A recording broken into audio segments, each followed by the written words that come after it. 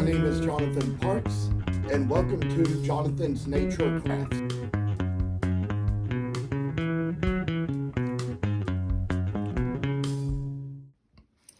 As some of you may have known if you've kept up with my other accounts, I have made a new setup here, and here I have the blanks for these two little Bloodwood Cardinals.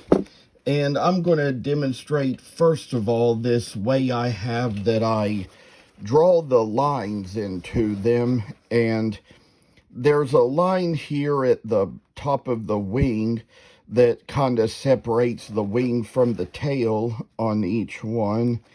And we put in a little bit of that. And as for how this is kind of working in, we kind of got these little lines. We're making them right in. And I'll tell y'all that there's just a thing or two here where, you know, there's this beak, and we draw a line straight up to kind of make where the line for the beak is, and draw a similar triangle on the other side of the line to kind of make it so it's going to have just the right little shape for its beak, and kind of doing just a little work here. And we're going to take care of the same little step on this other little cardinal as well.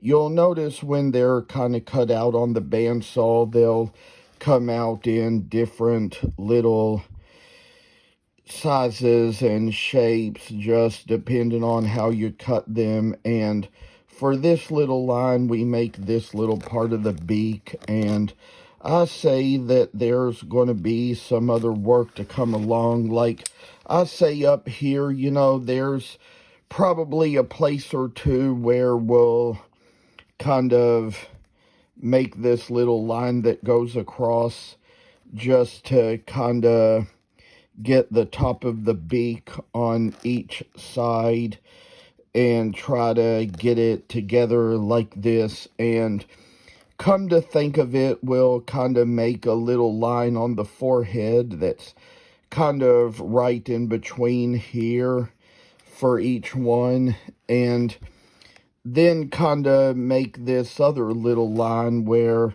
we're going to kind of put in the place for the top of the little mask that is around its face. And then we'll just kind of make these lines come in just as simple as this. And I say that it comes times when we're going to make a little line here that kind of is about equal to drawing down an angle with the beak, and take the line that we put here and draw it up here to make it so it's going to have just the shape it needs to be for the little black part around its face. We're going to take the same little steps on this one here, draw a straight line going back, and just come up here, and it'll probably just turn out different on different ones, just depending on how their shapes and sizes go. And for this little pattern here, we make it so it's going to be just a fine little cardinal as for what it comes out to be. And there are certain steps we're going to take as we carve along, and there's a place here where we come along this line that makes the tail, so kind of got to sort of work a way into this. There's a certain fellow who I know when he was alive who told me that Bloodwood was a good wood to carve, and I didn't realize it was, but he's deceased now and didn't live to see me make this, which is kind of a shame to see me carve the wood that he kind of told me was good just for it. And I say that we're going to kind of take the same little lines we make and make them equal on this other one here for this other little tail of this other cardinal we have. And, you know, it's kind of like I say, you know, I have strong hands, so I can carve these harder woods.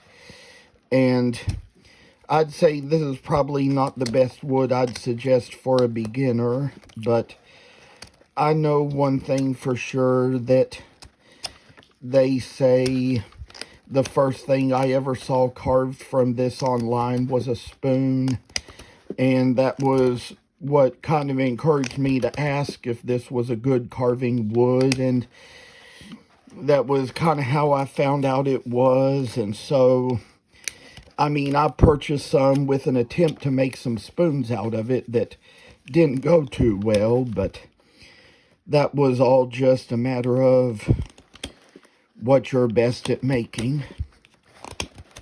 I'd say I'm probably better at making animals because they're a little more my thing. So, I know what some of y'all are thinking. You can tell by looking at what I'm doing that this seems like a pretty hard wood, which I'd say in a way that it is. But, I mean, you know, I have my ways of carving harder woods, and I have strong sensory hands, you know.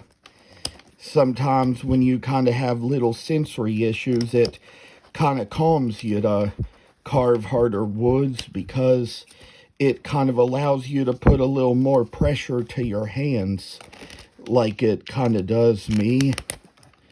So, as we come along here, we're getting down to where we've got one little side of the tail here, and going to try to just make our way along this little side of the tail too.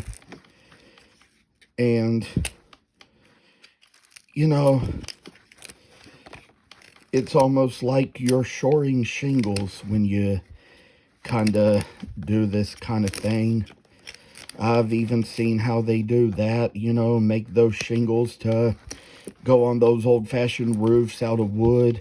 Nowadays, we have shingles that are actually made from tar, but there were the days when they made them out of wood, and that was just a whole thing. Just put a little hatchet into the log and just put in a little shingle shore and mallet it right down, and it comes right off. So, I say this is just one little step here. It'd be nice if we could probably do both pieces for the video, but that might take a little time, and we're gonna try to get this done in a good way that the video can be seen for the better. And so I say now, just with all this extra wood we're removing, it shall come down to a piece that just has a little faith built into it. And so, with all the work we have here to do, I say, come along with a good little tail here. I'll tell y'all what else we might do is kind of work along the head. And like I've probably mentioned to you before with the Cardinals, like the ones I used to carve from the basswood and the cherry, that sometimes it gets to a point where it gets a little cross-grained at the top, so you kind of have to be a little cautious how you work about it. And I'd say for a project that is the first one with this new setup, this Cardinal is so great.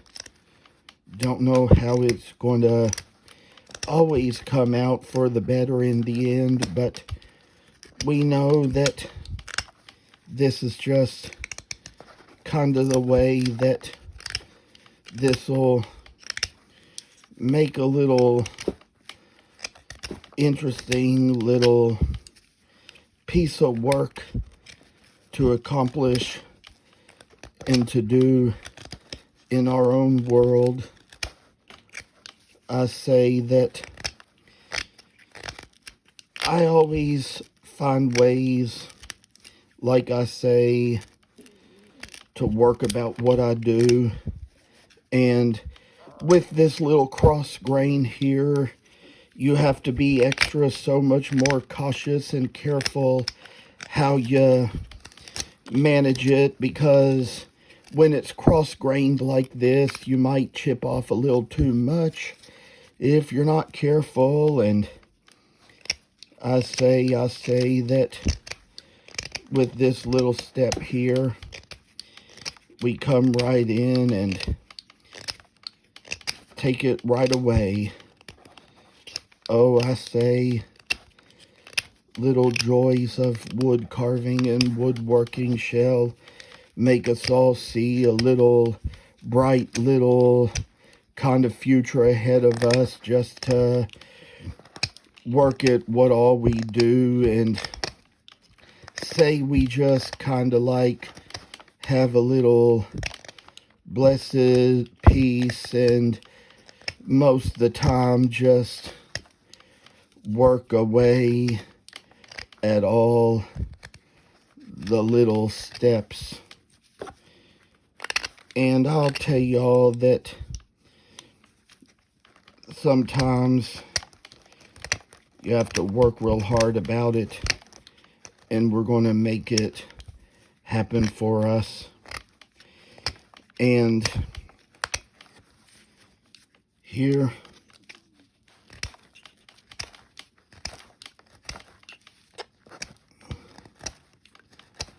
you kind of got to get it down to where it has a very good freaking point at the forehead, and kind of get a little more flattened down into what you do, and see how this is just a wonderful piece of work when it comes down to the things we have. I'll tell y'all that I enjoy this work so much, like to share how I do it, and I'm thinking we might kind of come to a little end on this after we come down to this part. It might be getting to the point where my hands might be needing to rest a little more. So I say that we surely got the lines in the places where they need to be, and all the work that manages itself just to see all the ways of how we do this interesting mark of work. Because, you know, there comes a time when we're going to come up with our trademarks and what we have and what we make. This is just one of those things where we come down, make the body a fine point too, and kind of get down to where we see just little ways it ends. So I just want to say thank you all for coming on and watching. We'll have part 2 later, and take care. See you in the next. Thank you for watching, and please subscribe to this channel. I hope you enjoyed the video, and I'll see you in the next one.